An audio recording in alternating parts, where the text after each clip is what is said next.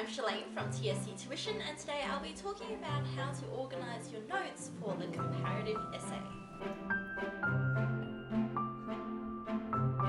We are now into term 3, which for most students mean that they are now starting on the comparative essay component of Unit 4. For a lot of students, this is the trickiest part of the VCE English study design. After all, how do you study two texts at once? My suggestion for students tackling the comparative task is to treat it like a comparative task right from the beginning. So after you've read your novel or play or watched your movie, you want to get started straight away on the comparison of the two texts. Or at least you want to get yourself ready for the comparison of the two texts. You want to organise your notes so that it's easy for you to go back to them when you have to write the actual comparison essay. The last thing you really want to do is to be flipping between documents or switching between screens to find those notes that you need. So this means that no matter if you're taking notes on characters, on plot development, on narrative devices, or on themes, you want to be writing down these notes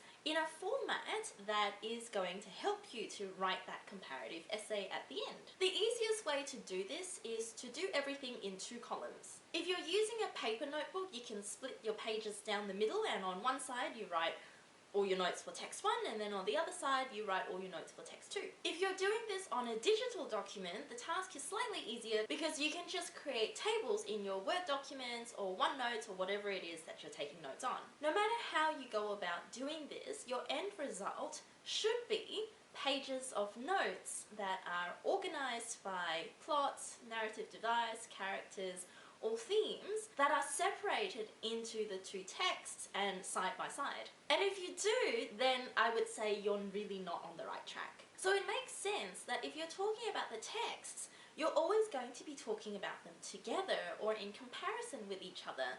So for your notes, they should also be organised in that way. So I hope that was helpful. As always, like and subscribe to all of our social media channels so that you get all of our latest tips and tricks to VCE English subjects. And if you'd like to get some one-to-one tutoring in the eastern suburbs of Melbourne, please contact us and we can send someone out to you. Thanks for watching!